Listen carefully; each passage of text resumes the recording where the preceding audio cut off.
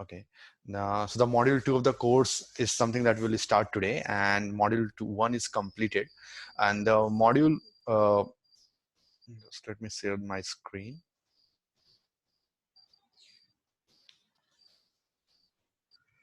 Okay, guys. So in the module 1, what we have seen is like we did a code analysis of srvcp.exe and brbot.exe.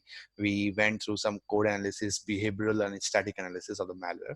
And another thing is we have some good idea like how the assembly looks like, how the debugger looks like, what are the basic functions in that, and kind of what can we gather, what kind of information we can gather from static and behavioral, and kind of what information we can't gather just by doing a static or behavioral, but also we need to do a code analysis of the thing, how to kind of what's the best way to kind of decrypt any file that kind of malware has encrypted and is just kind of decrypting the RAM memory. So we also saw that how to decrypt those content, how to control, how to find the intention of the malware writer, how the malware writer is trying to control its own malware. Okay, so these all things we saw, and we also found out like okay, what are the different IOCs that we can create, like the host based or network based. And we went through several tools like procmon, procdot. So there were a lot of other process hacker and other things. So now in the module 2, we will be uh, dedicating most of the time to kind of assembly language, understanding assembly language, understanding IDA Pro. So IDA Pro is actually the world best tool in kind of doing a doing kind of a reverse engineering of any process. And it's a widely used tool, and it's very costly too. The only thing is IDA Pro, they also provide a free version or a trial version where you can just maybe try it for 30 days or something. So this is what IDA Pro provides. And apart from that, we also saw different other debugger like X64 debugger or kind of Oli debug. But IDA Pro has a lot of other features by which it defeats the other competitors. And do you guys also know about Ghidra, GHIDRA? Any have you Yes, seen? again, I've used it for ELF analysis. Oh, okay, yeah, yeah, great. So it's also a very good tool developed by the NSA, USA, National Security Agency guys, open source. So anytime, like as I was telling in like last class that how to code your own debugger and all. So you can do that using Python. But anytime if you want to go into deep, so so the Ghidra GitHub code is available for free. So maybe you can like sometime go through that, understand like what all, how this software works in background, how it is able to attach to a process, how it is able to open a process, and kind of uh, uh, how it's help us to kind of analyze the process. So one of the good thing about Ghidra is that kind of it also kind of analyze the assembly language and will give you kind of what it will resemble in a C kind of a language. So what will happen is like if you're looking at assembly language, it is sometimes very difficult to understand the context of the process. So seeing that in C language, it's somewhat human readable. So you can get a good idea like how it works. But there are another like several features by which is not embedded right now in Ghidra, and IDA Pro is the only tool that has that. And so today we will start with the IDA Pro 101. Kind of we'll see the basic functionality. Most of the thing we have already seen while we were debugging the uh, malware in previous classes, but we'll go in that in much more detail today. And apart from that, what we will also do is we will start with the assembly language primer. We'll go through the assembly language one by one. And the other thing guys, today maybe the class might not be that long, maybe 1 hour or something like that. So I just gave you like just want to let you know about that. Okay, so let's start with the IDA Pro. And thing is in this module 2 we won't be again analyzing the same malware process, but we'll be analyzing two different malware. The first is 9.zip and the second is winhelp32.zip. So these two file I'll be sharing both of you guys. If you are, yeah, I think now you are not doing hands-on during the class. So maybe what I will do is just after this class gets over, I'll just share you the malware sample that you can try in your home. And let's start with the IDA Pro software. Okay. Okay, so what we'll do is, just let me see once.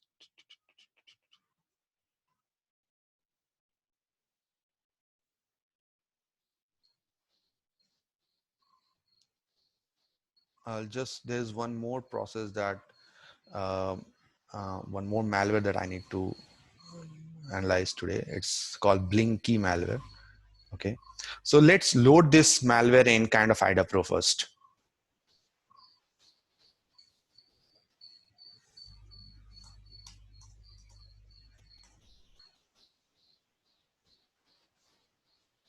Okay, so the malware has been extracted, and now I will load this in the IDA Pro.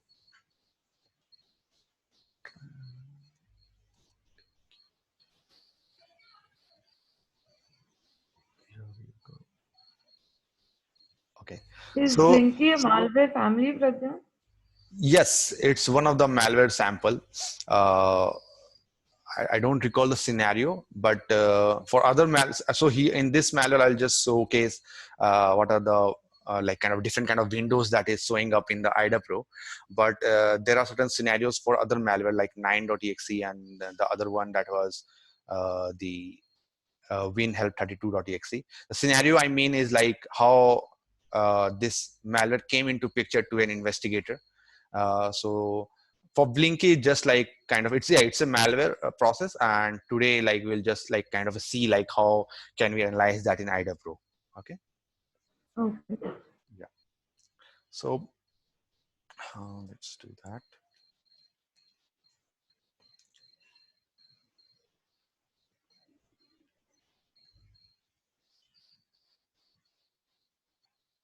Okay, guys. So once I have loaded this malware, so thing is, first thing which I will do is kind of I will see like what all interesting functions or how many functions this kind of malware has. So to do that, what I will do is kind of go to the functions window. So this one I closed just now. So I'll just go to the view and let's see functions. Okay. So I got the functions tab over here. So as you can see from this, like there are different functions, and you know now that what this sub underscore 40118 means. Any guess? Like I have discussed this in Yeah, previous. Pragya. Yes. Yeah, you discussed it. So basically, and I have a question also related to this. I was just going through the videos yesterday once more. So Okay. basically, you said that when an attacker removes the symbols from a function, the human readable name of the function goes away, and hence the offset at which the function starts is added into the function name, which is 40118. Yeah. Yeah. Yes. So my Correct. question is, what exactly are these symbols that the attacker is removing during compiling? Okay, so actually, when you compile, like if you have compiled any C file, maybe using the GCC compiler, so there are certain options like you can remove the symbols. So it's like suppose I have certain functions, I have named it as like support add or subtract. So thing is, I can remove those name from the final executable, so that when you kind of decompile that, you won't be able to get the kind of name of the function or something like that. Okay, so that's how Okay, kind. so Yeah. okay. So basically, symbols are ASCII strings. We can say anything in human readable format which we can Yes. understand. Yes, like what are the system calls? Maybe if this malware is, if this function is related to any system calls or something. So every system call has a definite particular name. Okay, so if we remove the symbols from there, so we won't get that human readable names by which we can quickly know, okay, this function is related to this call or something kind of. Okay. Okay, okay, Yeah. got it. Yeah. So those command line parameters are there in like kind of a GCC, where you can just do something like hyphen hyphen remove symbol kind of like those kind of arguments, and it will remove those for you. Okay. So if I go to this malware after loading this malware process, if I go to the functions window, so I can see like, okay, what are the functions over there? So I can see there are kind of 7 functions which are like kind of names are not there, and kind of then there are some functions like whose name I can see like URL download to file A. Maybe it's something like the malware is trying to kind of connect to a URL and then kind of downloading some file. Okay, So this is something that I can see from here, and then I can also see some other functions over here, like ICMP, send, echo, create file, strlen, string copy, something like this. Okay, and now why I am showcasing this functions window to you, because thing is, just suppose you're using some other debugger. Thing is, you won't see these names over here, like strlen, string copy, and all. So as you might recall, this strlen, string copy is something which is provided by the Windows. Like strlen, maybe they functions to kind of get the length of the string copy, maybe to copy a string from one variable to another. Okay, so what will happen is, like the IDA Pro actually has a feature, and the feature full form is something as called as fast library identification and recognition technology. It's short for FLIRT, actually. Okay, so what this FLIRT does, actually, it saves your time. So what this IDA Pro feature will do, it will analyze the assembly code of the process, and then kind of it will tell you that, okay, that function that it analyzed, it actually belong to the function called strlen. Okay, so now you know that the functions that was residing at particular, suppose the offset, uh, suppose it's offset 401740. Okay, that code is actually related to strlen function. So now what will happen is, like, it will save your analysis a huge time. So that maybe, like, suppose you don't know that, suppose the IDA Pro has not recognized that function is strlen, and you might think, okay, that function might be one of the thing that malware writer has written, and it might, like, you might waste your, like, I think 1 or 2 days just to decode that function, what it means or what it does. Okay, but now as you know that this function is not something that is written by kind of what this function does is something that just calculates strlen, like length of the string. Now you don't have to waste time in kind of analyzing that function. So you might agree with me, like, this will really help you in, like, kind of saving your time doing the analysis, because as you can see, there are multiple functions over here. Okay, and now you don't have to waste time in, like, kind of decoding any of them, because just by the name, I can maybe just go and do a Google search, and I can see, okay, what this memset functions does, what this string cat functions done. So if I just do a Google and do strcat, I will know, okay, it is doing some concatenating of the two of the string values, something like that. So I don't have to waste time in analyzing their assembly code. Okay, but the time I will spend is kind of analyzing the functions that are kind of not kind of that we don't know what this functions does and all. Okay, so that's a very powerful feature of IDA Pro, and that's one of the very useful feature, because what makes it separate from other competitors in the world, like Oli debug and Xdebugger, X64 debugger and all. That's a feature that I was talking about. Okay, so now let's go to the export tab. Okay, so this is the functions window, and let's go to the export tab. Okay, so in the export tab, I see there is only kind of one function that is called start. Okay, so this start is actually, I will tell, is like, this is actually the entry point of the malware process. And this entry point, as I told, was like, we get it when we parse the p header of any executable. So this is from where the malware has kind of got the IDA Pro has actually got the starting point of the malware.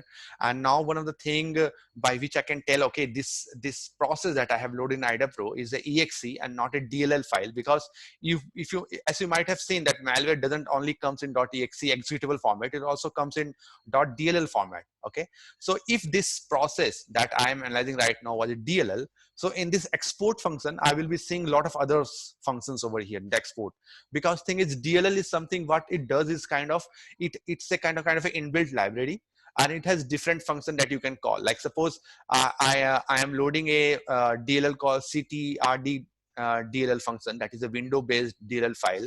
It has a lot of functions like read file, fopen. I can just load the DLL and call those functions from there. Okay, so those things I will see in the export window, like which all functions are there in that DLL. Okay, but since this process is kind of a executable, it's a malware process, it's an executable portion, so we are just seeing only the start entry over here. Okay, so any questions till now about the export and functions window? When we say entry point, we mean the address of entry point of the malware only, Yes, right? yes, yes, yes, yeah, correct. Yeah. So Now the next thing, I'm just going through an overview of the IDA Pro, like what all other windows are there. Okay, so we saw the functions window. As you can see, I am not seeing that tab over here, but I can go to view, I can go to open subview and go to functions, and I can see that tab. Now these are the functions that are there in the in this malware. And now I will go to the import tab. Okay, so if I go to the import tab, now this is some of the functions that it is importing. This process is importing from the other DLL files.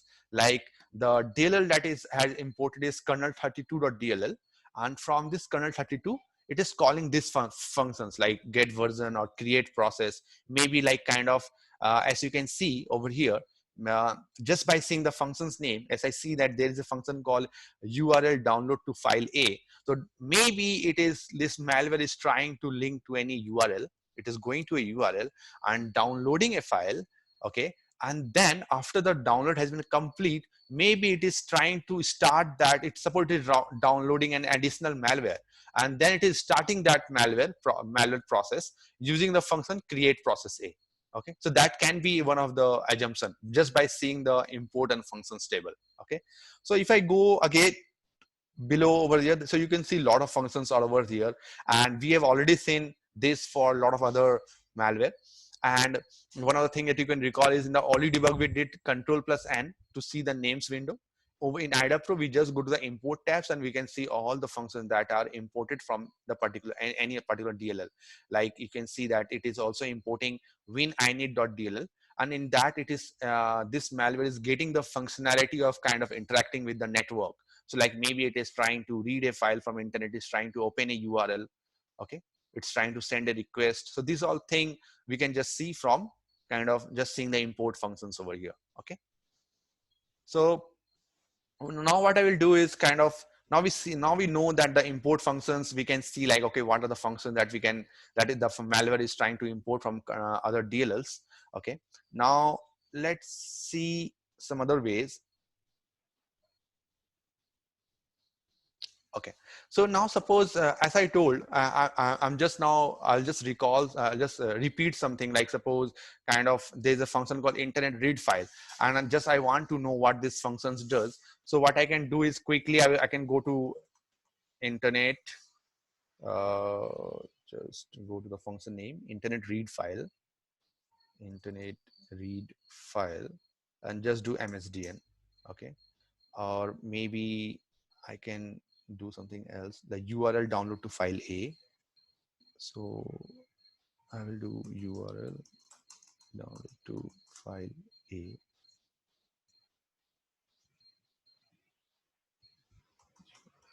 download to file A.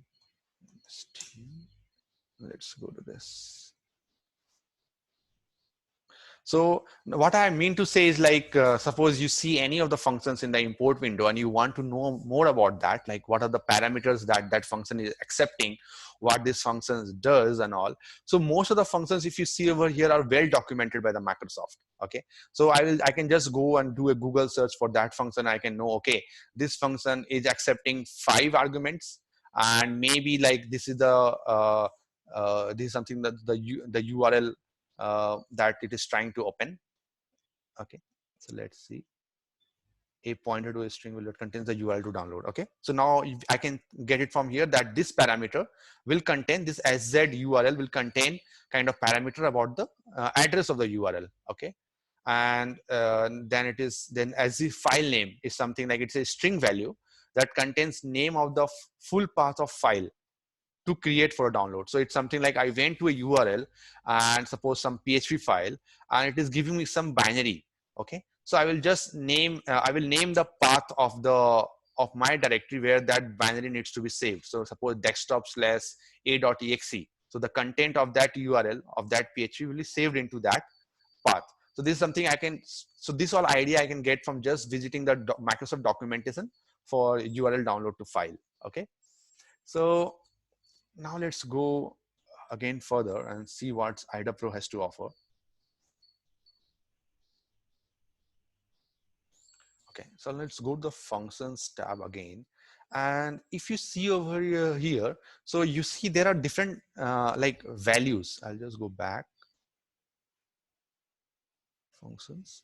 And if you see, there are different values over here, like R, F, L, S, B, and T. So these are actually the flags that are set for the these functions. Okay, so I'll just give you an overview now. I will not go in much detail. I'll just give you an overview what these functions actually mean. Okay, so there are several flags, and L actually means library. Okay, so now if you see this function sub 401 2b6, which has been highlighted now, so you see the L flag has not been set for that. Okay, but if I go down to the string copy function, I see the L flag has been set. Okay, so this means that this function is kind of a library which is mostly a Windows provided library file just to copy a string from one variable to another. Okay, so any function which is linked to any library, so the IDA Pro Flirt technology will kind of detect that and will just set a flag for that, that this function is a library that it has detected.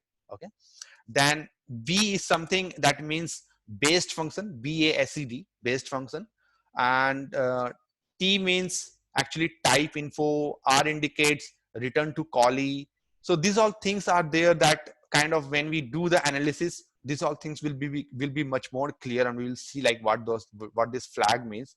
But for now, we can just basic, you can get an idea that okay, L means like kind of a library, and any function that has this L flag set, mostly I won't kind of analyze that because it's something which is kind of an inbuilt library. I don't have to waste time in analyzing that function, because the functions, what that capability the function has or what this function does is actually well known.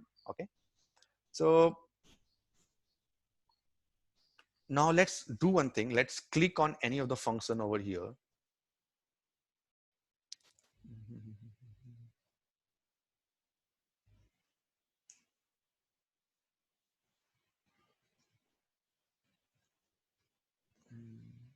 7.1. Okay, just a minute. So suppose I'm just closing this IDA Pro, and I just want to let you know that when you are trying to close the IDA Pro, if you don't want to save that, so then just click on this don't save the database, because what happened when the IDA Pro analyzes any sample, it creates a lot of temporary files and a lot of database entry, like what functions it recognizes, so that it doesn't have to waste time again kind of analyzing the samples. So if you don't want to save that, then just check this box, don't save the database, and click OK. Okay, and now what I will do is I will try loading another malware, just see if I can showcase you some interesting functions over there. Let's decode that. MALWARE. Okay, malware, and let's do the pro.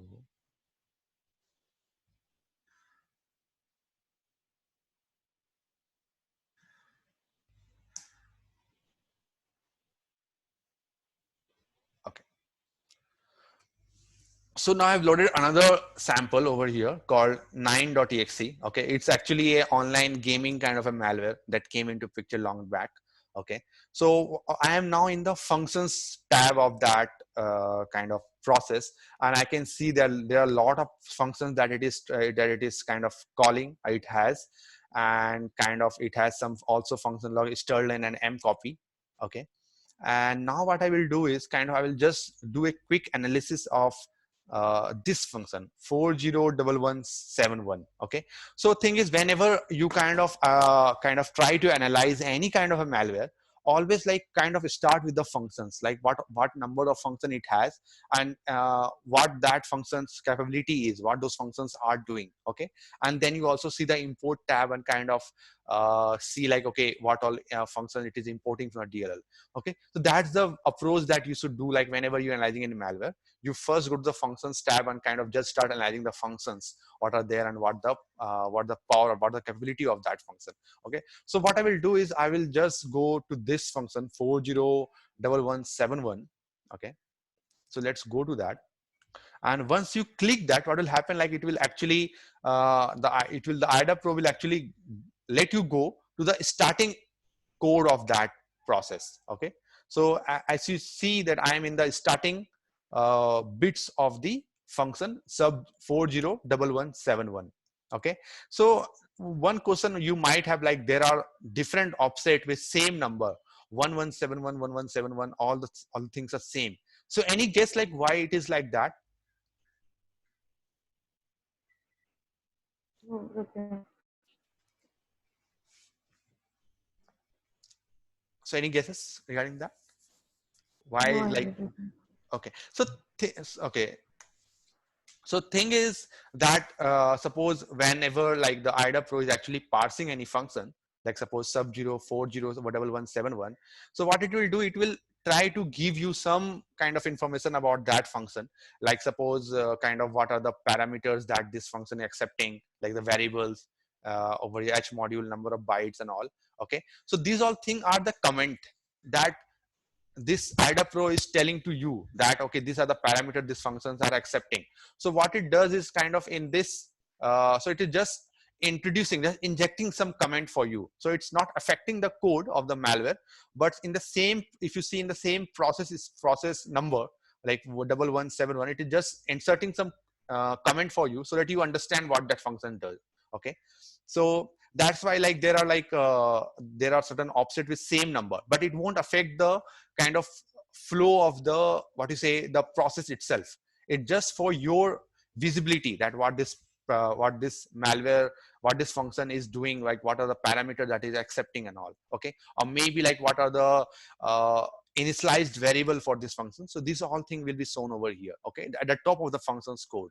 And from here 401171, the same line, it's kind of showcasing the starting code of any process over here. Okay, so let's see this function in much more detail now. Okay, so now what I will do is, like, you are now seeing the assembly code of this process, like all the assembly language code of this process in kind of a textual format. And you can see that there are a lot of functions that it is calling, like call some function, then call some size of resource I want to see. And then there are also comparison, then there are some uh, gz, some jump to zero condition. This all thing I will go in much more detail later in this course. But you see a lot of kind of a looping that is happening over here, like it is jumping to certain instruction, like jump to location 4011 AD. Okay, so it is jumping from here to maybe here in this line. So if you want to see this in much more detail, how the flow is going through, so obviously you might think, if I can see this textual format in kind of something called as graph.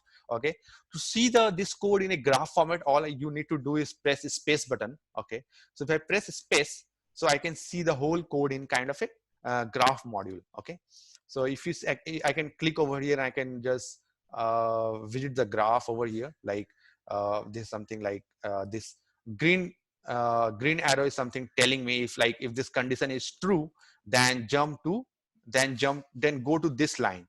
If you click double, if you do a double click in this green line, you will go to this line.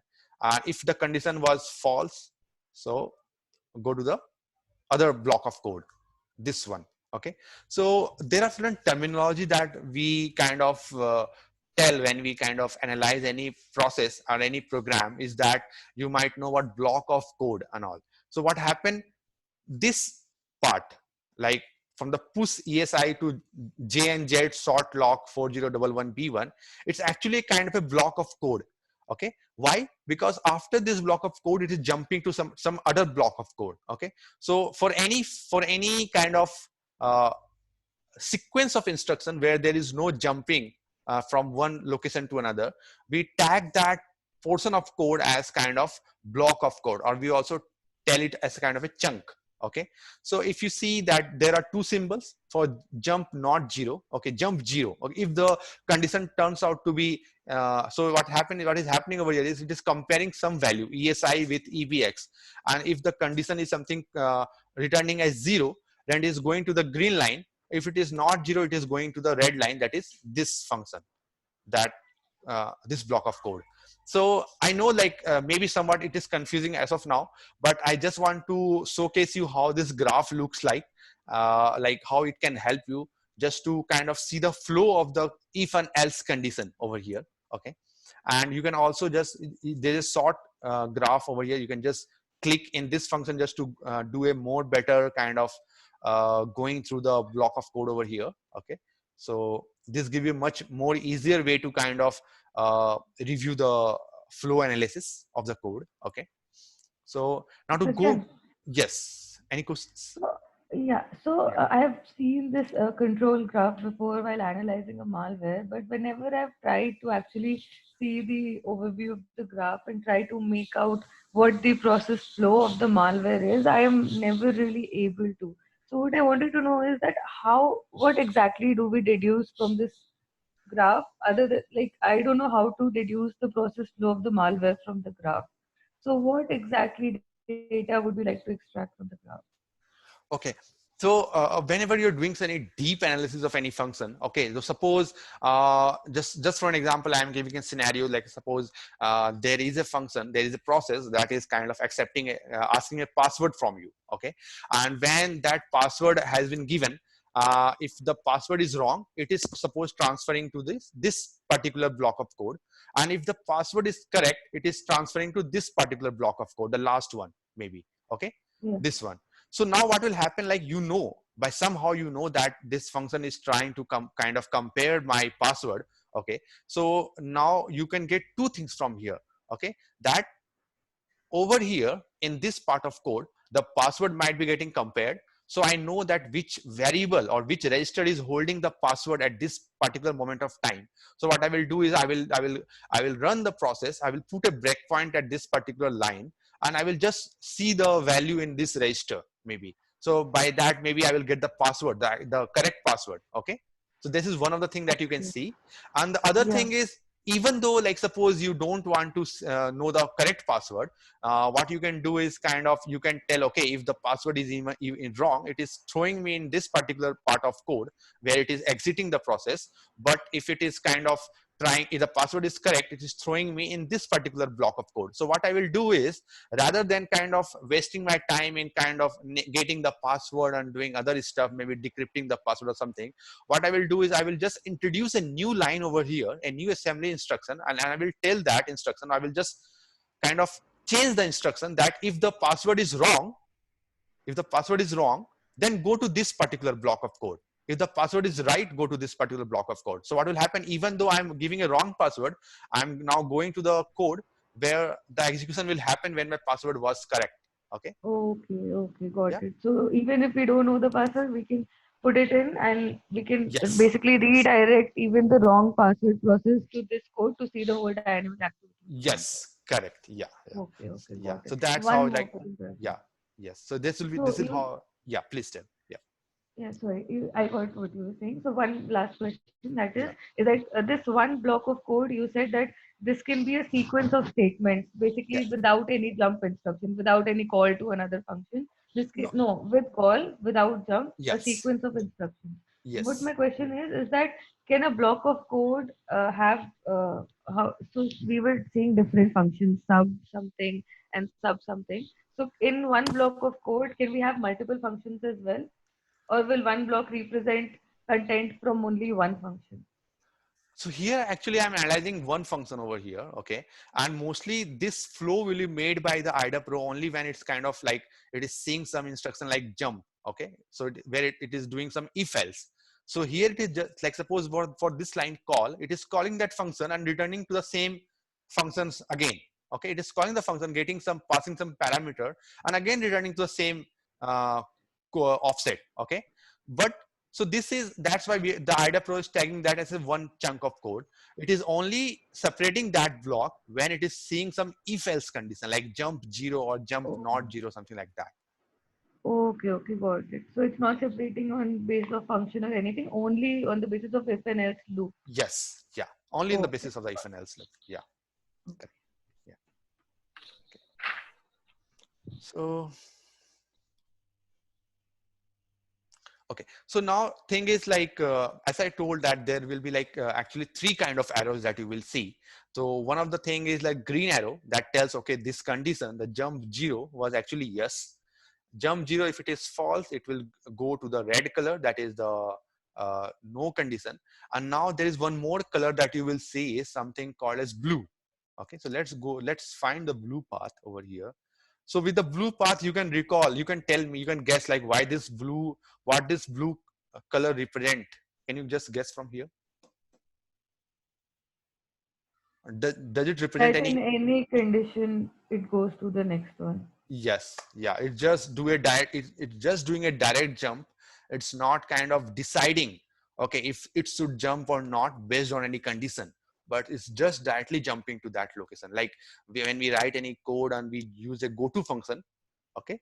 So similar to that, we are not doing any analysis. Maybe we are not doing any if else. Like jump zero was doing some analysis. Like if the flag is set as 0, it will jump. But here there is no condition like that. It's just jumping to that location. So that's why at that point of time we will see something. The arrow will be in blue color, okay. But when there is some if else condition, we will see that in the red and green color, okay.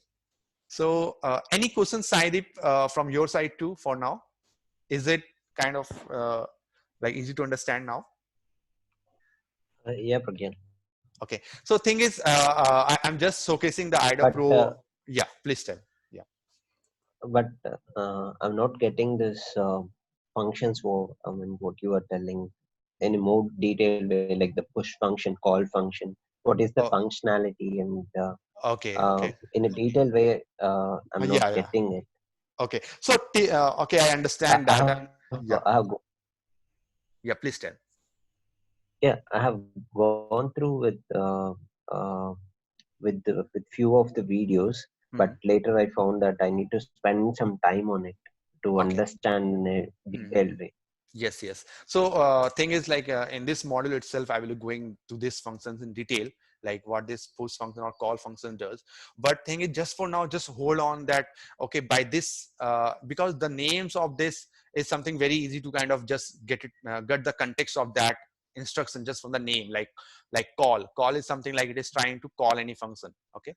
So so some of the functions are very easy to understand just by the name, but I understand like what this But maybe. some functions Yeah. that jump zero, until and Yes. unless you explained it as Yes. jump zero, we Yeah. were Yeah. not able to Okay. Yeah. Yeah. know Yes. about it. Okay. Yeah. Yeah, Sure. So yeah, I will be going to that in much more detail. Like suppose it is that GZ is something jump if zero, then what it does, like what all flags are set and all other things will I will go through that in much more detail. But for now, just for an overview, you can just get a hold of it. Like it is jump zero, and it is like comparing something over here. Okay, ESI value with the EBX value. And suppose if this thing is getting equal, if thing is getting equal, then it is maybe setting a flag of zero flag, and then this instruction is checking if that zero flag is set, then it is jumping to the other instruction. If that zero flag was not set, then it is jumping to the other instruction. So I will go to that in much more detail when I will like kind of going through like what all registers are there in CPU, what all flags are there in CPU. So I'll go to that in much more detail. Okay. So fine, Pragyan. yeah. So now we saw the graph view, how it can help us and what are different kind of arrows that we see, the red, green, and the blue RGB. Okay. So now let's go further and kind of, let's see. Okay. So now we'll go back to the textual format. Okay. And sequential format. And for this function, okay. Okay, just give me a minute. I'll just have my have a water and I'll just come back. Okay. Yeah, yeah, no problem. Yeah, Pragyan.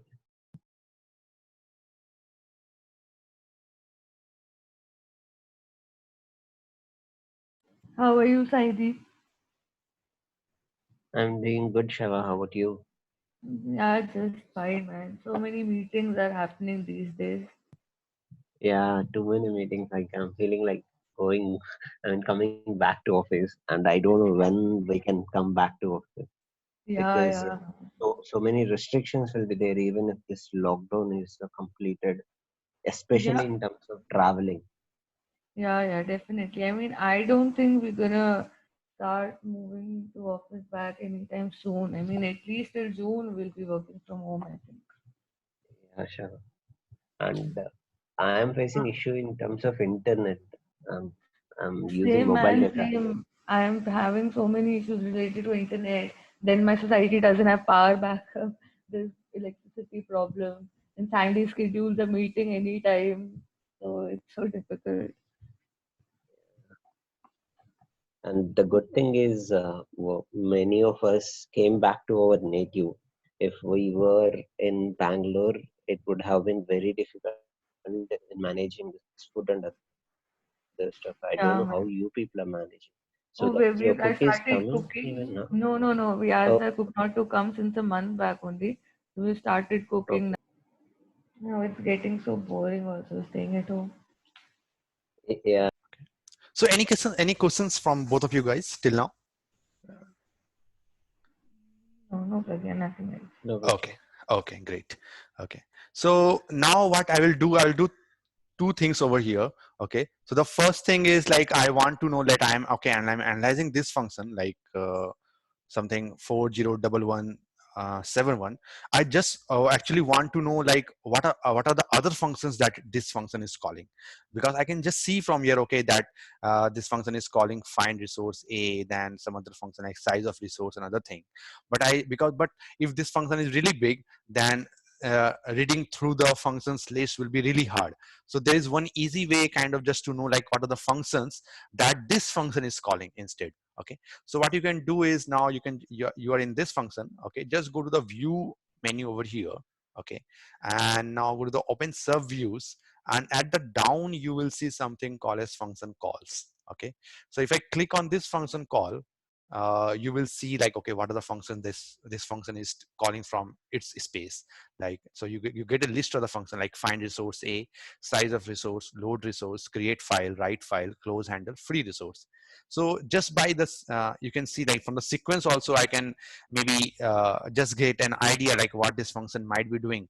Suppose it is kind of getting the resource, it is allocating some kind of space to that, then it is kind of maybe reading a file or writing something to a file, and once the write file is over, then it is closing the handle from there. Okay, so these are some of the things that like I just to let's to know like what are the functions that this function is calling. I can go to the views, open sub views, and the functions call. Go to the functions call, and once I have I am in the function call window, I can see like, okay, what are the functions that these functions are calling, function are calling. Okay, and the other thing that you see at the top over here, okay, in the topmost part, so these are the points where this functions 401171 is called. So this function that I am analyzing, that we are analyzing right now, 401171, is called 3 times from these 3 places of the code: 401843, 401890, and 4018CE. So I guess this window where the above part and the below part are clear, like what this is telling to us. Any questions in that till now? Again, the first part that we saw, the first where the your cursor is right now, is Yeah. this the same thing that we see in Oli debugger as references of a function? Yes, correct. Yeah. So when we, if you Oh, recall, when we did the read file, when we were checking that, like it gave us like what are the points from where this read file are being called. So similarly, I am seeing here like, okay, what are the points from where this function that I'm analyzing 401171 is called. Okay. Oh, yeah, Okay, got it. And good. this, yeah, and these are the windows where it is telling me what are the function this function is calling instead. Okay, in its own space. Okay. Yeah. So, okay. So now what I will do is I will close this. I'll go to the IDA view, and One last question, Pragya. So yes, yeah, basically, we saw so many functions that this particular function was calling. yeah, But is it not calling any function with the? So some functions have function names such as find resource, size of resource, and water, and yeah. some functions have function names such as sub underscore 40171. So is this function not calling another function which has a name like sub underscore 4011? It's only calling Windows function. Yes, yeah. It's only calling the window function as of now. Yeah, Oh, okay. it's not calling any other function with which starts with the name sub underscore. Yeah, Okay. If it would but have, there is yeah. then it If would you'd, have chosen the yeah. list. Let's see. Like, let's see that. Let's but there verify. is a chance that it can also call functions like sub underscore. I mean, with the same naming set, Yeah. So now what same I am, pattern. yes. So Sandeep, as per your questions, what I have done is I've actually gone to that function which was calling 401171. Okay. Now Okay. I am in the another function now. where I can see it is calling some function. So what I will do is I will again go to the same thing, open sub views and function call, and over here I see what are the function that is calling. Okay, Yeah, it's it's calling so it. yeah, Yeah. it's being shown over here. Okay, 401171. Okay, and then there are other functions which it's calling. Okay, So so we can let's basically say that functions whose name are starting with sub underscore, basically whose symbols have been removed, they are not Windows functions. Can we say that? Or can the hacker remove the symbols from a default Windows function also and name it to something like sub underscore that? sub underscore is actually named by the IDA Pro. First of all, it is something like IDA Pro is naming that functions for you. That it has seen that okay, it is. Suppose I go to that function. Okay, I am in the function 401171, and for every function that you see, what will happen is like the starting code will be something like this: push EBP, move EBP ESP. Okay, so it will be something like this. Okay, from there, from this code, actually, IDA Pros knows that okay, this is something starting of that function. Okay, first of all, and then what it is doing, it is naming that function for you as the offset 40117. It is not something which is done by the malware attacker. It's done by the IDA Pro for you. So it has actually kind of found out that this is a function chunk, and then it is naming that function chunk as the same point from where the offset this function is starting. Okay, Okay, so I'm a little confused now because we said about the that symbols. it's a function, yeah, about the symbols, that the Yes, hacker is removing the symbols. yeah, I will go to that just after this completing this 9.exe.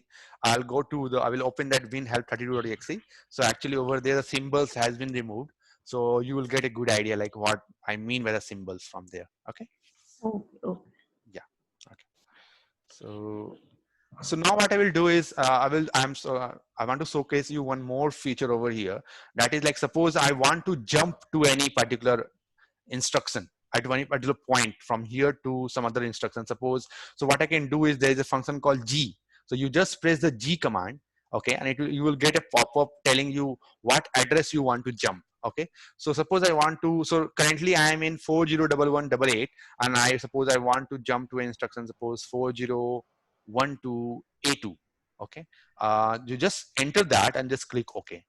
Okay, so this is how like I have jumped from that point to 4012A2. Okay, and now can you kind of guess like what, so it's what this code at this point it is doing? Any guesses from here? Just by scrolling, if I scroll somewhat up, can you tell what this line? Registry keys. It's maintaining persistence by modifying the registry key.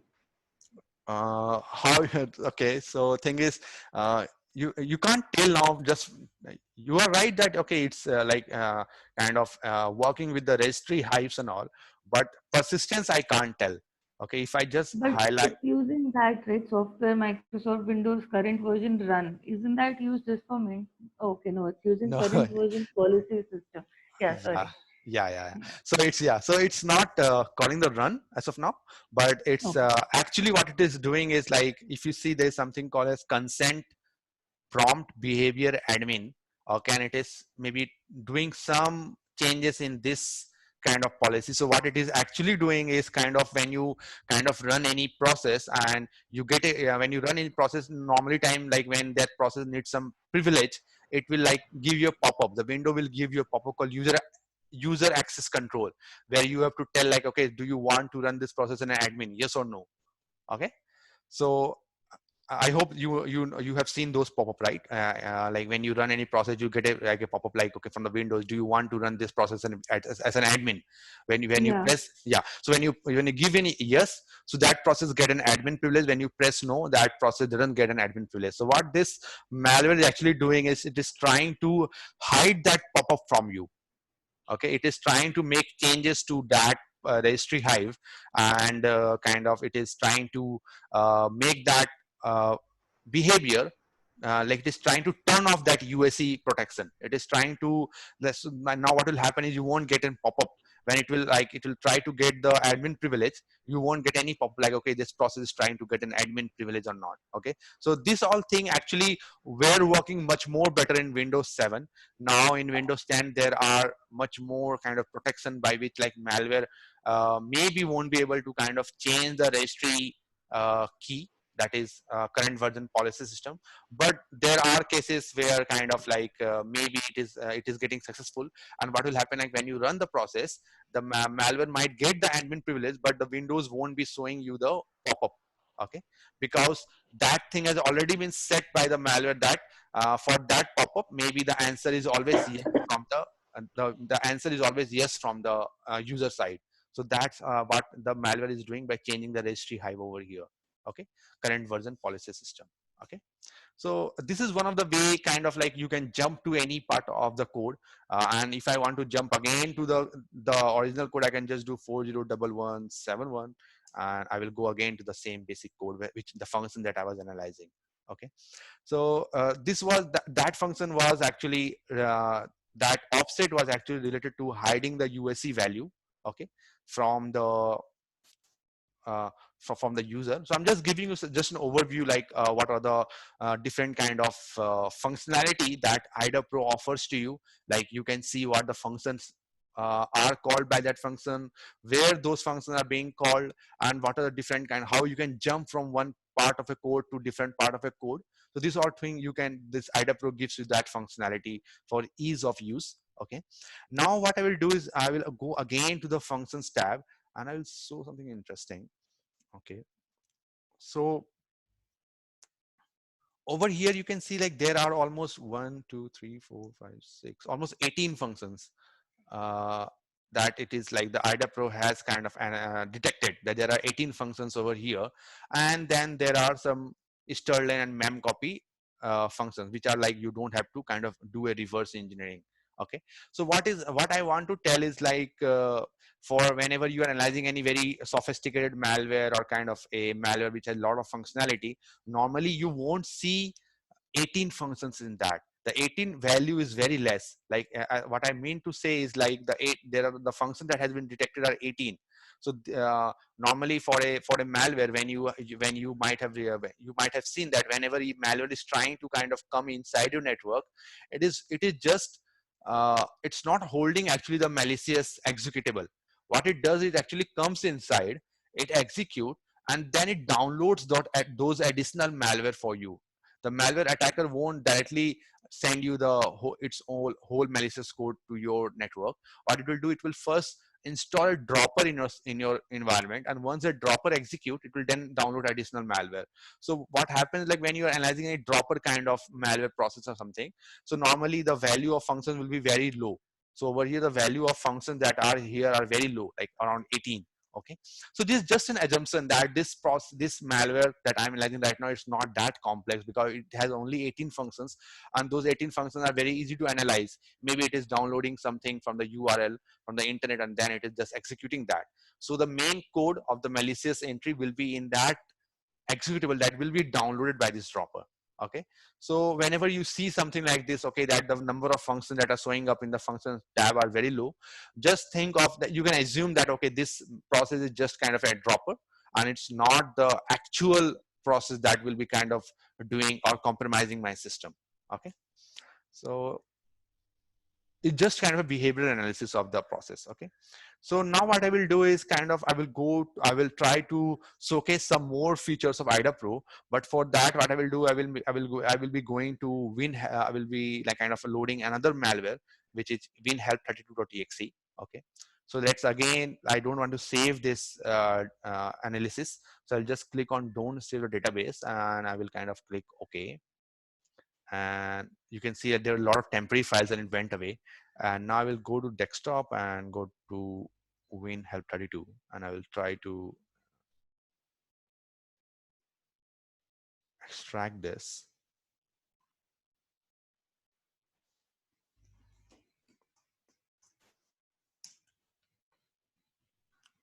So winhelp32 is there. I'll just load this.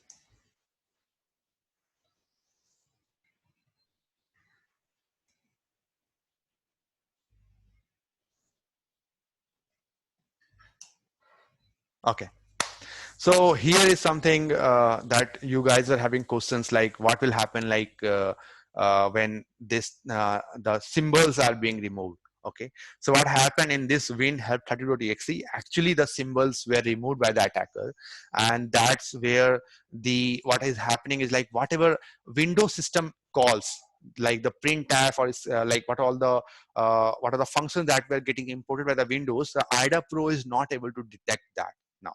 Okay, so those things were destroyed by the malware writer when this process was getting compiled. Okay, so that's where you will get a warning that the import section seems to be destroyed. Okay, so there might be two case for that. The first thing is this may mean that the file was packed, okay, or otherwise modified in order to make it more difficult to analyze. Okay, so what is happening is like if I go to the import sections and all, like what are the functions that it is like kind of requesting the Windows to provide, like maybe suppose it is loading URL download to file function from some DLL file. So those all things you might not see now, because those all symbols has been removed by the malware writer during compilation. So that's one of the case. And the other case is that the process is itself tagged. By the tagged, what I means is like what is happening is like what the malware attacker has done is kind of suppose the malware suppose the malware size is around 1 MB. Okay, so what it has done is like around 800 KB of data of that malware has been encrypted by the malware writer. Okay, and only 200, suppose 200 KB is in normal form. So do you guys know what is packing? Any guesses?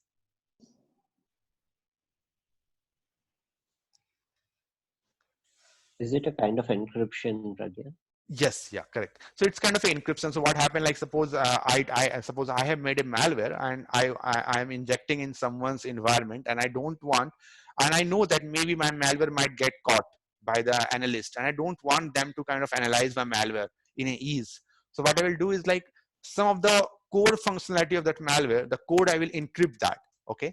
So what will happen is like when you do an static analysis of that malware, you won't get any detail what that kind of malware functionality is, because when you're loading that when you're loading the code in a debugger, or maybe just running that in, like loading that process, that malware in P Studio or some other thing where you are getting list of function and all, you won't get that, because half of the core code of that malware is actually encrypted.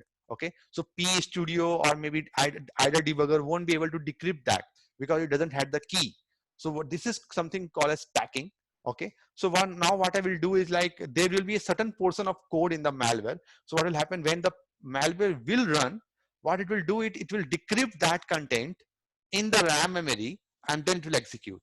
Okay, so this way the malware attacker will actually be successful in kind of hindering you guys to kind of do a static analysis of the malware. So maybe what it will do is like it is actually trying to decrypt the content in when the malware is running on the RAM memory, and also it can do something as something like suppose in the portion of the code where it is trying to decrypt the content, it is also checking like if it is running in any sandbox environment or running in debugger or something.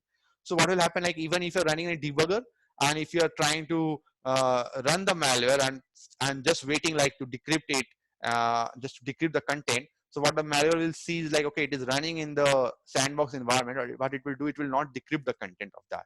Okay, so that's where one of the questions that was asked, like how this if else condition will be helpful for me. So this is where scenario where the if else condition will be helpful.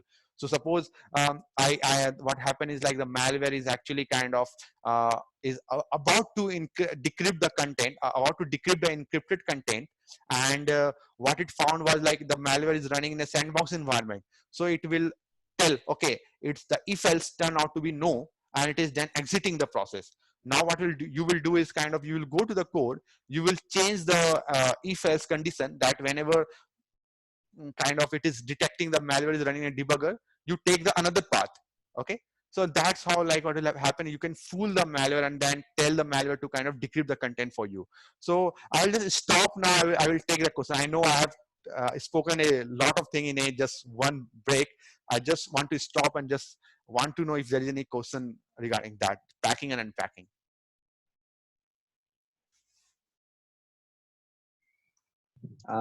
Again, I didn't get how. Yes. I mean, Okay. how we can change the code where malware will be decrypting its content by itself. Okay. So, Okay. Yeah. yeah. Okay. So suppose this is the malware code, the whole code. Okay. And over here, what is happening is that this part of the code. Okay. And just let me see if I can do it. Okay. This part of the code is suppose encrypted. Okay. For that malware. And this part of the code is something which is which is kind of a, which we actually call, there's a term called stub, S-T-U-B. Okay. It is called stub. Okay. So this is a stub part of that process. Okay. So what happen is when the process, total process get executed, the stub part will actually try to decrypt this area, will try to decrypt this area. Okay. So but before that, this part was kind of encrypted. So when you load this process in kind of a debugger or kind of P Studio, so there might be a lot of functions that it is like trying to, like you're doing any static analysis just to see like what all functions it is trying to import and all. So you won't get that from here.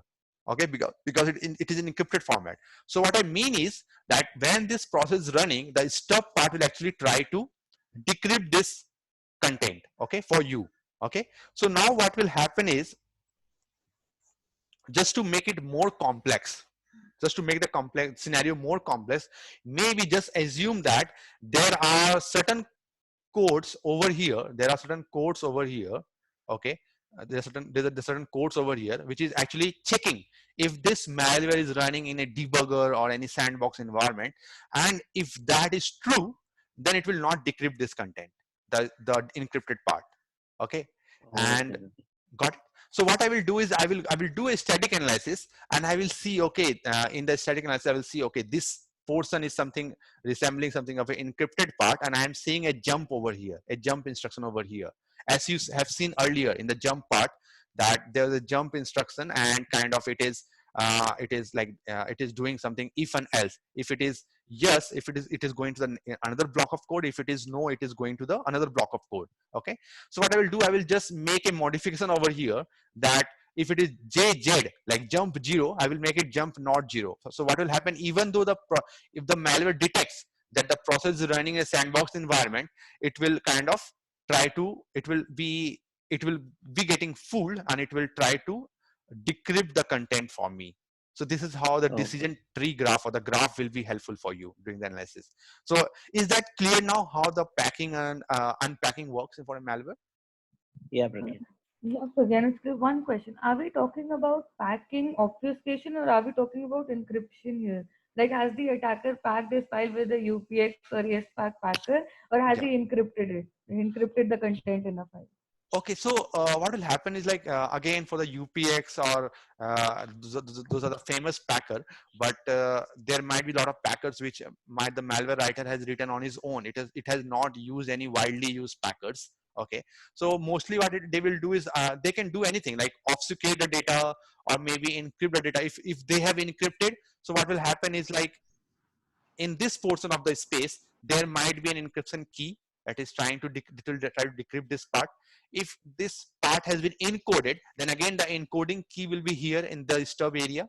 And if it has been obfuscated, so again what will happen, like maybe there is a jump instruction which is calling one function which is then deobfuscating this data. So okay, so these all thing we Okay. will be knowing only when we are doing the analysis part, if it is encrypted or deobfuscated or encoded. If it is It encrypted and could be either of these three. either of this, yeah, yes. Okay. And if it is encrypted or something, it will be very easy for us. We can just tap into the register, or just do a breakpoint and get the encryption key.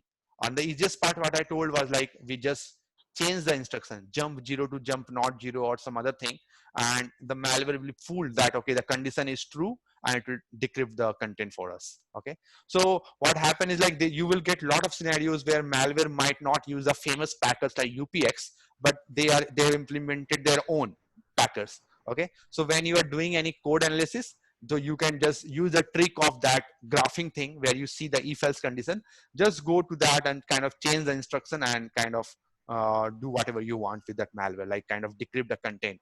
So there was actually one of the reverse engineering thing that I was doing. It was like it was a process, it was a software which actually helps you in trying to change the MAC address of your system. Okay, it was a very old process. So what happened, like when I was trying to reverse engineering that code, I saw that it is checking like if the software is a licensed version or not. If it is detecting that the software is not a licensed version, it is exiting. If it is detecting if the licensed version is there, it is then letting you to change the MAC address of a system. So what the normal thing that I did over here was I just went to that instruction. I changed the instruction from like JZ to J not Z, and the software was working fine from that. So what I did was like I changed the instruction like JZ to J not Z, and then I saved the modified executable again in my software in my system. Okay, now the modified software after changing the binary will work fine for me. I don't have need a license, it will just work fine. Actually that's how the crack are made for any software. When you download any crack for any software, so that what it works, what it does is like it try to change some of the instructions in that code, and then it makes a new binary for you which doesn't need any license or something like that to kind of run in your system. Okay, so this is Okay, how. so we can use the same thing in that, like the control flow graph, that we can Yes. redirect even if these conditions are not matched, Yeah. still Yes. you follow the same process. Okay, Yes, got it. yeah. And the other thing, which if the malware attacker are like if the company has invested some time, suppose in kind of protecting their source code or the process from reverse engineering. So what they might do is like suppose there is a password over here that is trying to encrypt the file.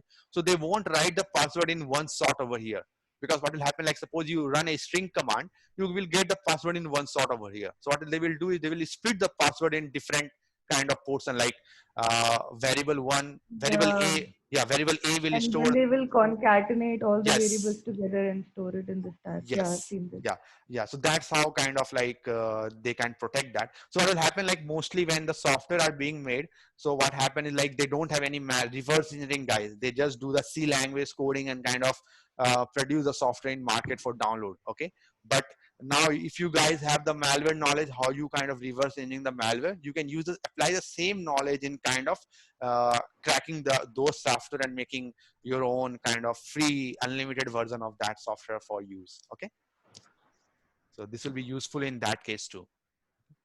So now let's go and click on OK.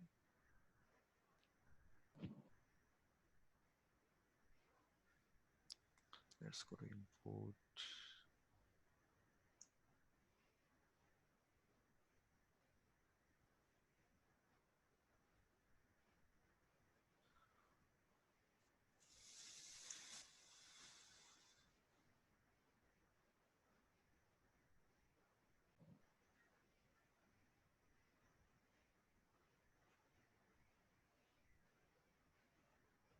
So what is happening over here is like the import functions, whatever thing the IDA Pro was able to detect over there, so it is trying to showcase over here.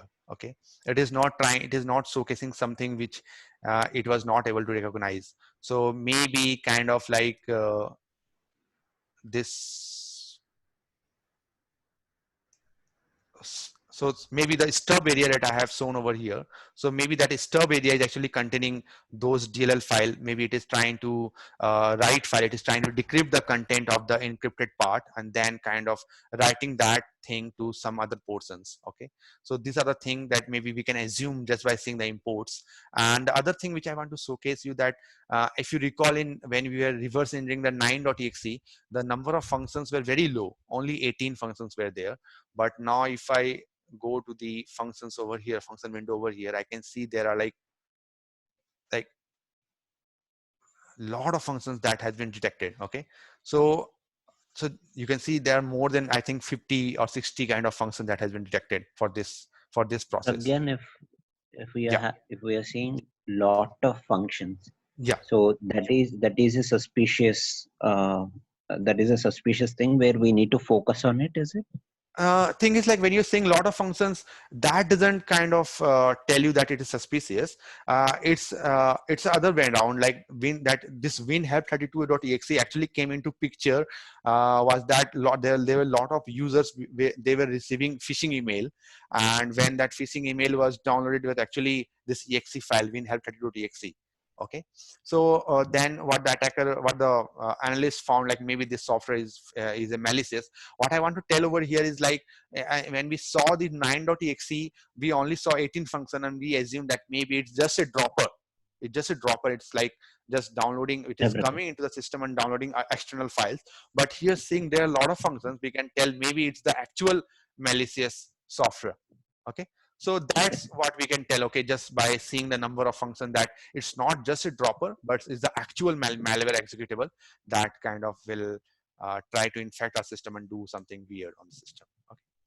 So Yep. now, yeah, okay. So now the thing is, let's see the write file, what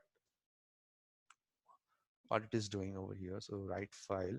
So if you see, if I went to the import function, I do a double click on write file. Okay. I went to some section called iData and I see a write file. Okay. So I will click on this. I will highlight this, and I just want to know what are the points from where they suppose these functions are getting called, when from where this write file is getting called. Okay, so the other way to do that is kind of, you just go to the import function, click on the function of your interest, write file, then go to that, highlight that function, and then you do is something, just press X button, and you will get a pop-up. And if I just do that, and you will get the point in the code from where this function is getting called. So if I go over here, I see that at this particular portion, this write file is getting called. And now guys, I think I will make you angry if I start again telling, okay, this pushing some data over here and doing some other thing, because thing is, now it's getting very difficult now. Without the understanding of assembly language, it's pretty difficult now to know, like, okay, what this write file is doing. Maybe you can do that, because we have seen in previous cases when we were analyzing the argument that were getting passed to fopen or read file or something. But now it will be much more appropriate, kind of, if we now dive into the assembly language and kind of then understand the assembly language, like what this push does, what this lea does, what this call, what this and does. And then first we understand those concepts, then we try to come over here and then try to understand the kind of what this write file parameters are going to do, and where suppose it is writing some file, where that path of the file is getting saved in which register or in stack memory, something like that. So now it's a perfect time to now dive into the assembly language primer and then kind of understand the assembly language in much more detail, what these operands are. Okay, so I will stop the analysis for this function now. Now I will dive into the assembly language. And guys, now what I think is like, in the assembly language, you won't see much kind of a, like here it was so much interesting. We were clicking this function, seeing the values and all. Now, somewhat it will be much more, a little bit theoretical part. Okay, where we'll like kind of study the assembly language, what the functions mean and all.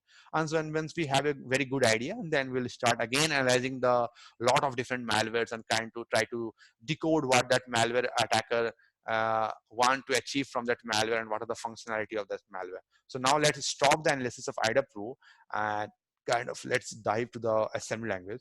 So what I will do is I'll just take a 2-minute break, and then I will just start the assembly language primer. Okay, guys? Yeah, yeah, no problem. Okay. Okay, okay.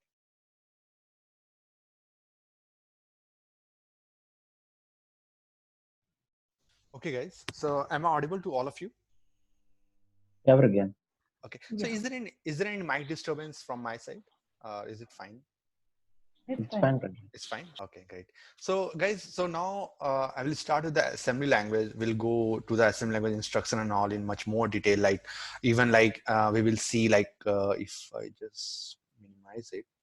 Um, in the CPU registers and all, like what are the register value that is inside the function. So maybe I'll just add a breakpoint and just run this. Start process.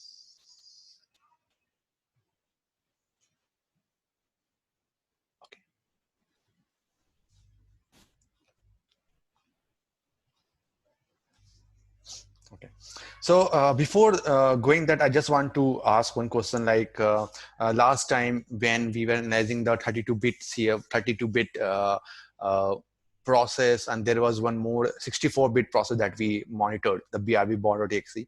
So can you recall like what are the difference? What are the major difference between a 32-bit and 64-bit that we saw? Can you recall that? What's the question exactly, Pragyan? The folders that a 32-bit or a 64-bit program will use. Like, yeah, so when we were kind of analyzing the BRB board.exe, so it was kind of 64-bit. And what's the major difference that we saw? Like the srvcp.exe was actually kind of 32-bit and BRB board was 64-bit. So you can recall like what's the major difference that we saw between the 32-bit version and the 64-bit version? That the 32-bit was taking the program DLLs and all from SysFow 64, and the 64-bit was taken from System 32. Yeah, yeah, correct. That's one of the thing. And any other major difference? Any other difference that you guys noticed? I can't think of anything. Okay, so the one of the difference that I showcased was actually like when we were calling any of the function. So the if you recall, the arguments in 32-bit were stored in the stack memory, and that were getting passed to the function. And when we were calling the 64-bit version, the BRB board.exe, so what are the parameters that were getting passed to the function were actually stored in the registers and not in the stack memory. Okay. So, oh yeah, I got reminded. Yeah, yes. So that was one of the major difference actually between the 32-bit version and a 64-bit version. Okay. So now, guys, what I will do is I will go to one by one according to the assembly language primer. Okay. So first thing which I want to tell you that whenever you are running any process, whenever any process is running in the system, so what is happening? The values, all the computations are done actually in the CPU of your system. Like suppose you have Intel CPU, so Intel CPU and all actually has something called as registers over here. So if you see that process is actually running, and I have something called as EAX, EBX, ECX, EDX, and then like that. Okay, so these are something which is actually kind of, I will tell you something kind of a variable. Like suppose I am declaring any variable called int a, and I'm storing a value in that called a equal to 5. Okay, so that a is a placeholder and is holding a value of 5. So similar to that, the register works. So EAX is a variable, just for getting understanding that in a very easy manner. It's a variable, and the value is something is what it is holding right now at that point of time. Okay, so similarly, if I want to see what's the value of kind of any register in that, so register is some kind of a memory that is inbuilt in the CPU. So what it does is actually make your system very fast. So what happening is like whenever there is any computation, so the result of that computation, like suppose I want to add or multiply any value like a equal to c into d or a equal to b plus c. So those value I won't be storing in the memory. Okay, because it will again like kind of delay my task of like suppose I want to then use that additional value. So I have to again fetch that value from memory and then do some computation. So what the operating system will do is actually it will store those value for you in the registry now. Okay, so what will happen, the process execution will be pretty fast now, because it doesn't has to kind of get those value from memory, but rather it will store those value, the intent value. Like suppose there is 100 of instruction, and the values of a equal to a plus b will be stored in suppose EAX or in this value, and then the next instruction will use those value from directly from the register. So a huge amount of time will be saved in fetching the value from the memory.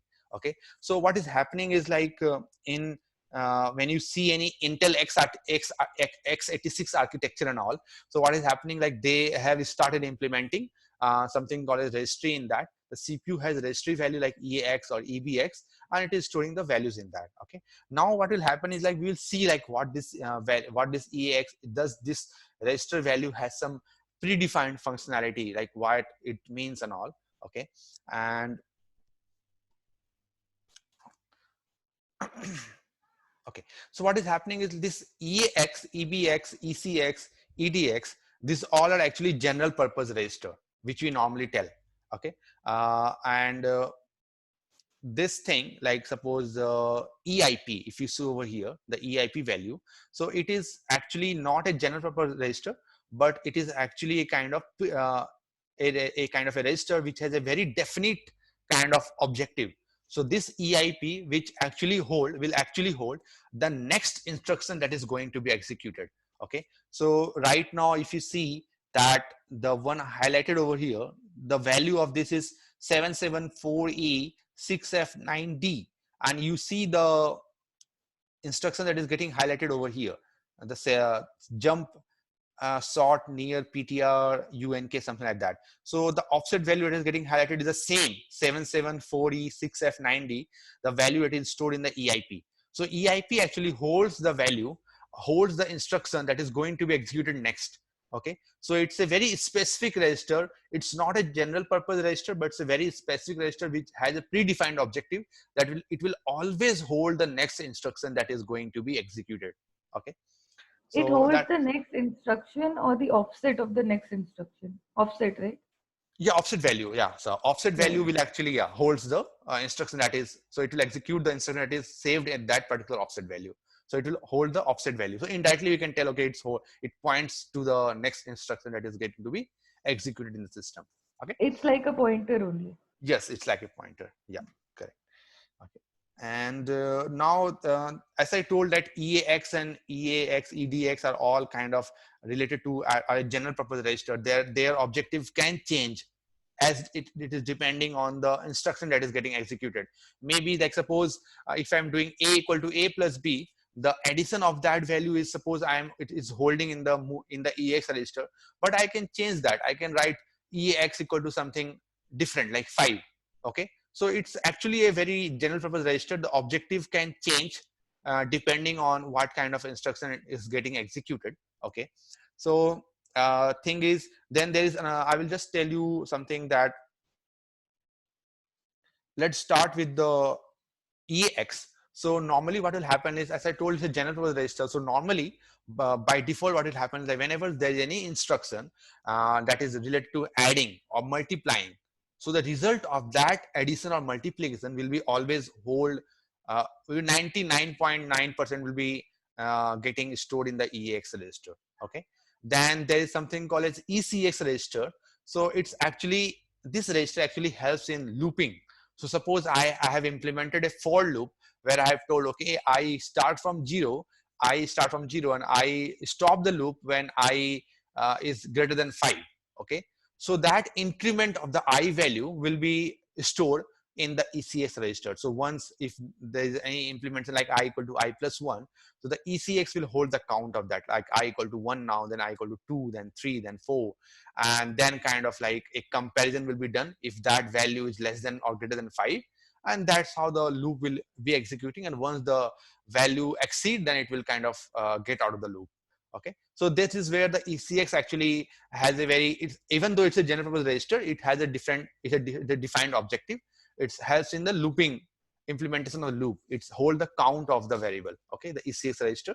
Okay, then the EVP is something actually you need to kind of, it will be much more clear when we see the code, but it is something related to kind of referencing the arguments that are passed to a function. Suppose I am passing an argument to a add function 5 comma 3. So what it will do is like the 5 and 3, suppose it is stored in the stack, so the EVP will actually point to those arguments. Like EVP will tell me the value, the topmost value is 5.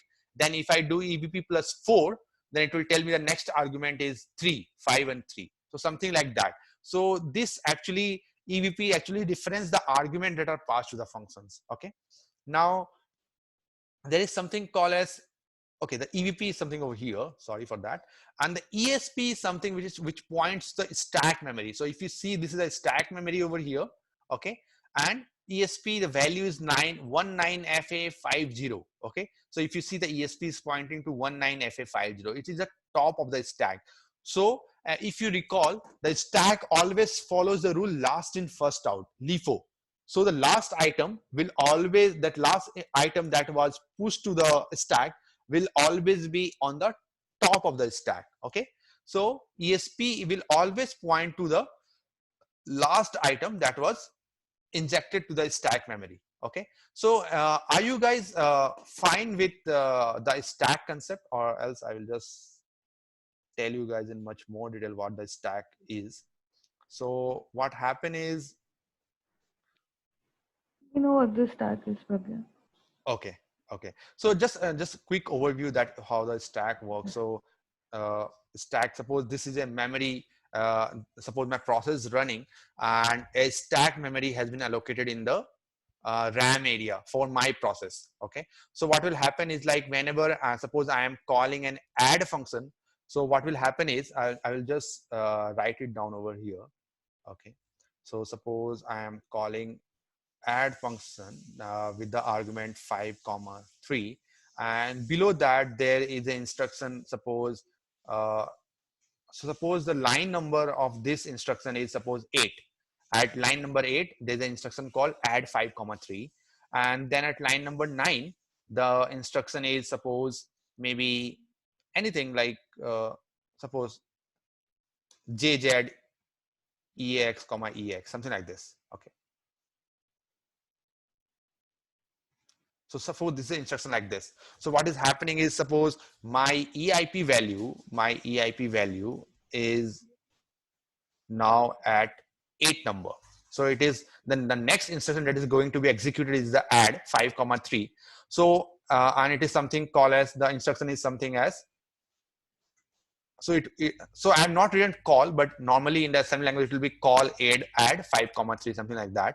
So what is happening is EIP is pointed to 8 number, that the next instruction is going to be called is add 5, 3, and after the call has been done, then the next instruction that will be executed is 9.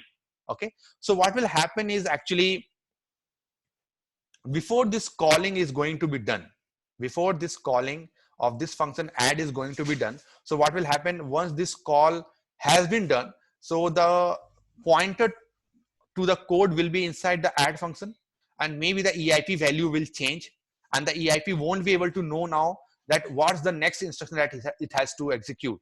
So suppose in the add function, I'll just stop me whenever you are finding it difficult to understand. Okay, so suppose in the add function, there are suppose a different line of code over here. Okay, and the line numbers are suppose just for an example are suppose 11, then something 12, then there are some certain instruction 14, and then So in Pragya, yes. technically the EIP should change to the first instruction of the add function, right? Yes. So yeah, correct. So what will happen, like now currently the EIP is holding the 8 value that execute the instruction add. So what will happen, it will the EIP, then the control flow will go inside the add function over here 11. Okay, in the 11. So now the EIP value, when it is inside the add function, the EIP value will change to 11 now. Okay, and then it will start executing 11, 12, 13, 14, and then 15.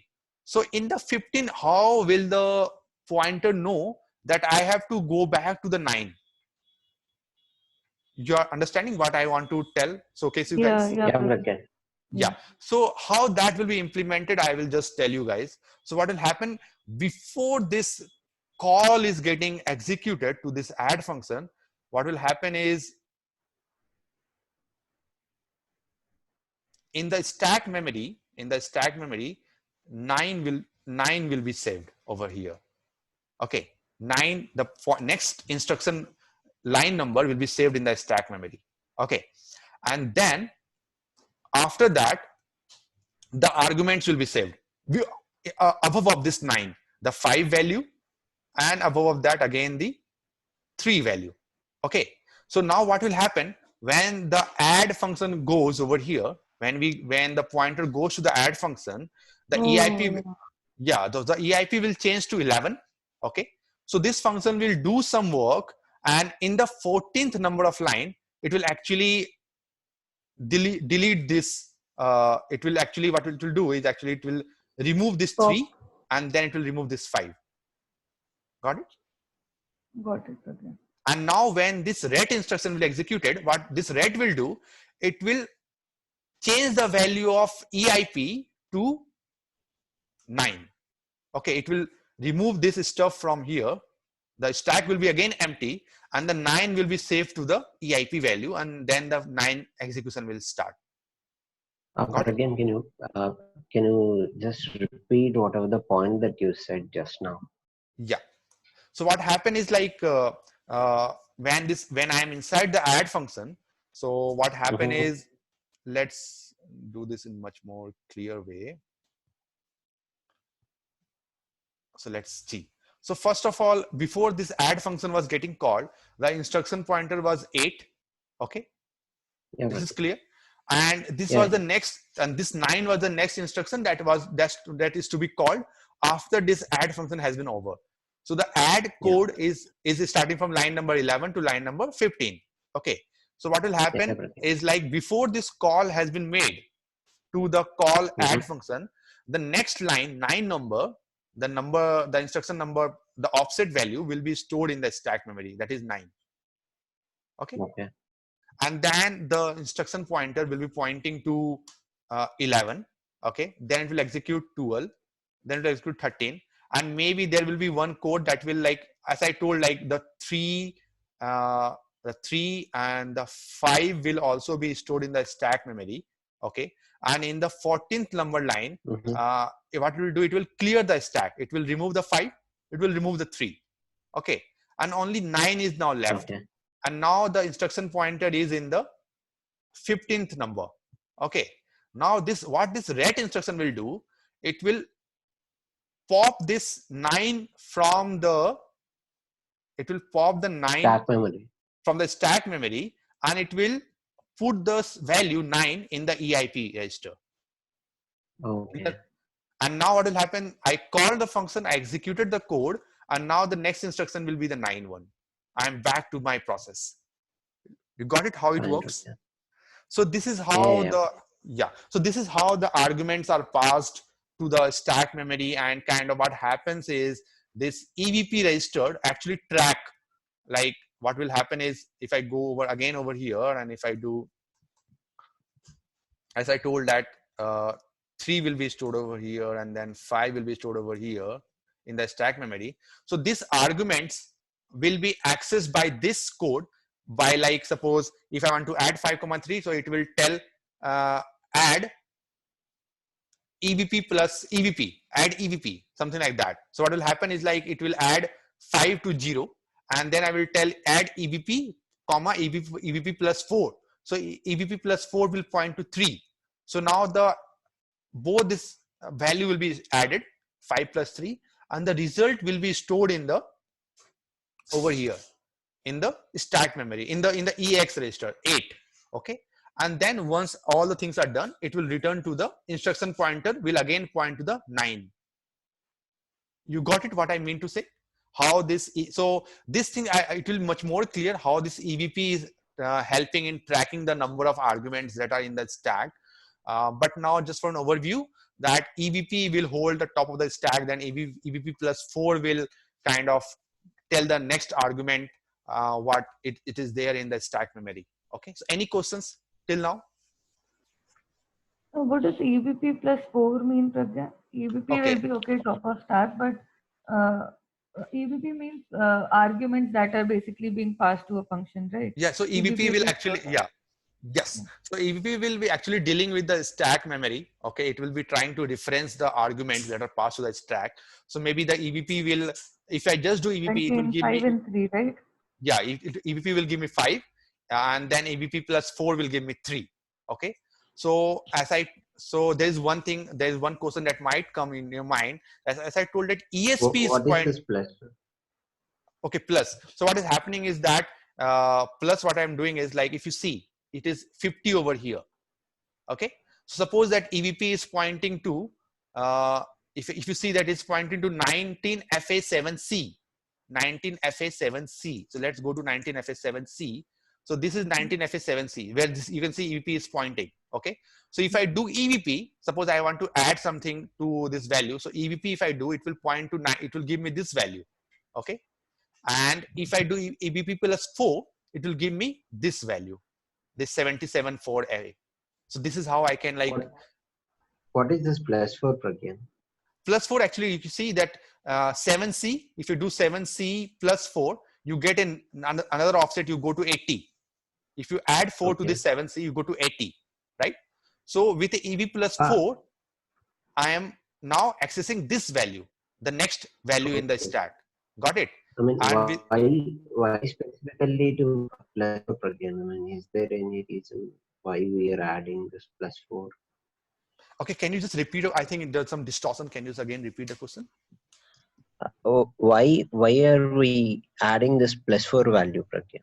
Okay, why we're adding, so this all thing are actually done by the assembly language. What it does is actually try to kind of not disturb the value it is in the EVP value. Okay, so once the stack value has been once the arguments have been pushed to the stack, so it doesn't want to disturb the value of EVP. So what it does is like is let the value of EVP to be 19FA7C, and by this it can see the first argument. And if I want to see the second argument, I will just do EVP +4. I won't change the value of EVP. You got it? I won't change the value. Okay. I will just do EVP +4 and just extract the value from there. I'm not doing EVP.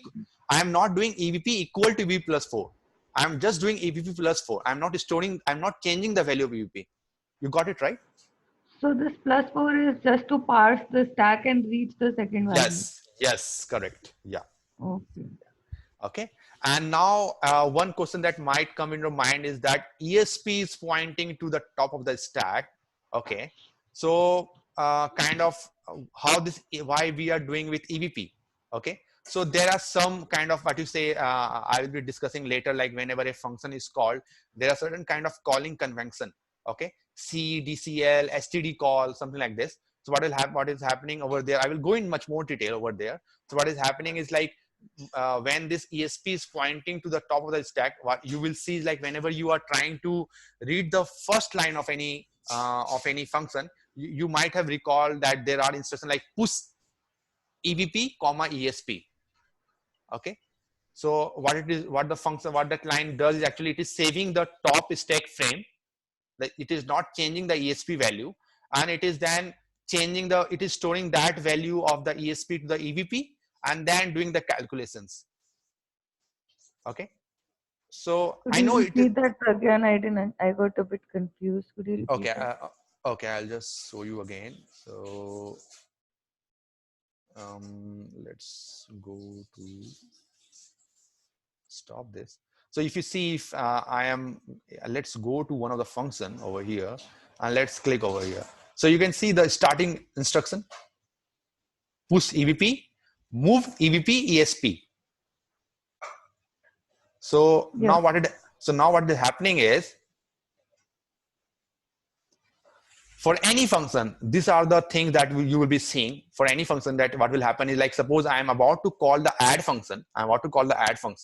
So before calling this function, maybe that my EVP is holding some value, suppose 5.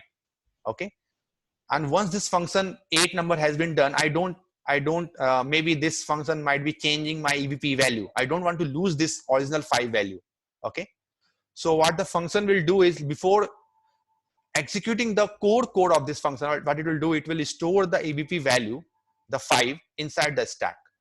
Okay. With the push EVP, it will save that value. Okay. Got it? Yeah, Pragyan, got it. Okay. And then what we'll do is like, once that original value is saved on the stack, then it will do is like, it will transfer the value of ESP to the EVP. Now it is changing the value of EVP. Now the EVP is pointing to the top of the stack. Okay.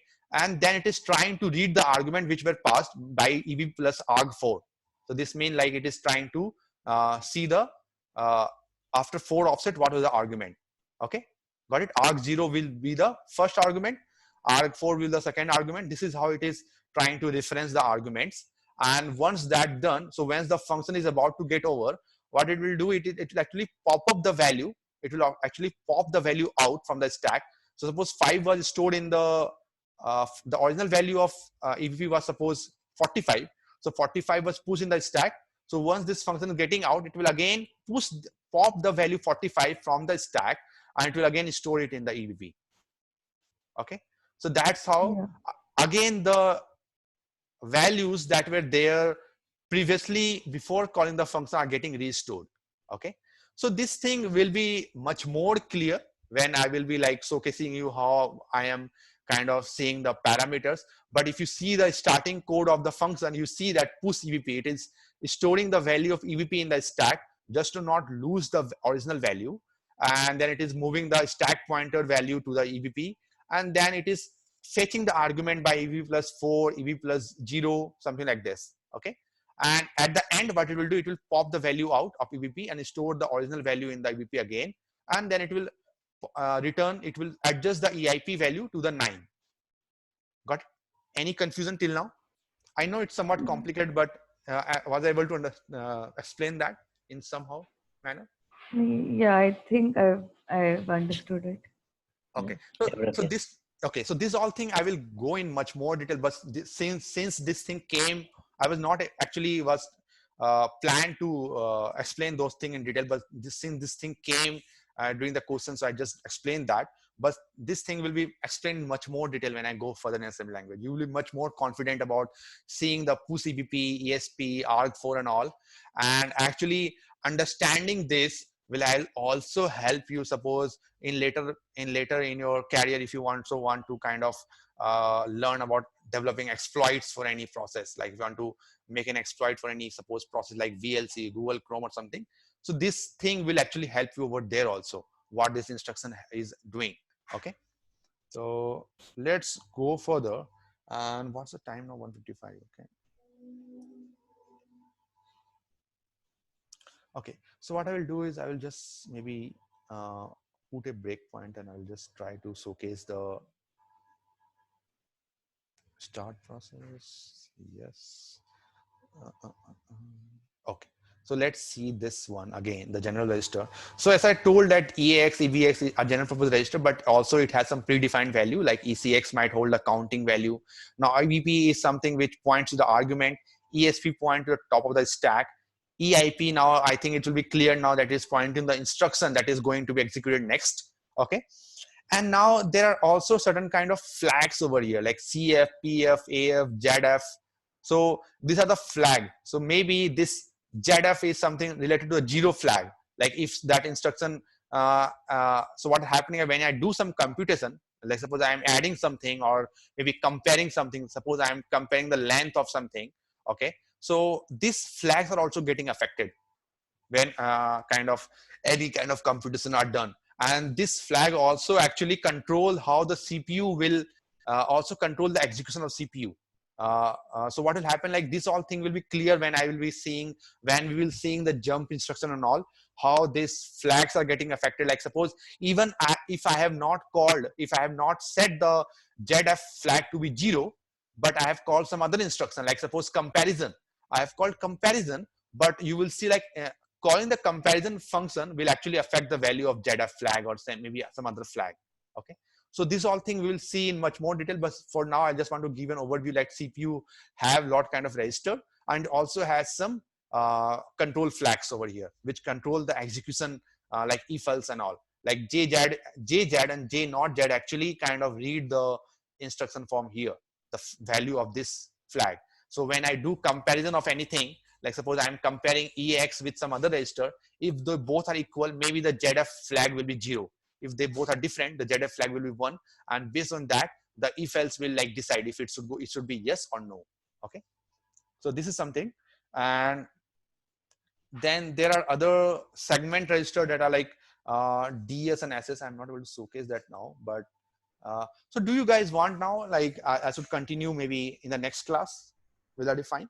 I think it's much for today. Yeah. It's more than Okay. enough. Yeah, it's more than enough. Yeah, Pragya. We'll Okay. So, revise all of this before the next yes. class. Yes. Yeah. So let's continue with this assembly language. I will be dealing with all this thing in much more detail, like stack memory, heap memory, all the other things. So I will stop for now, and we will continue kind of reading more about like the instruction, like add. Next thing which I will be doing, actually I have actually planned.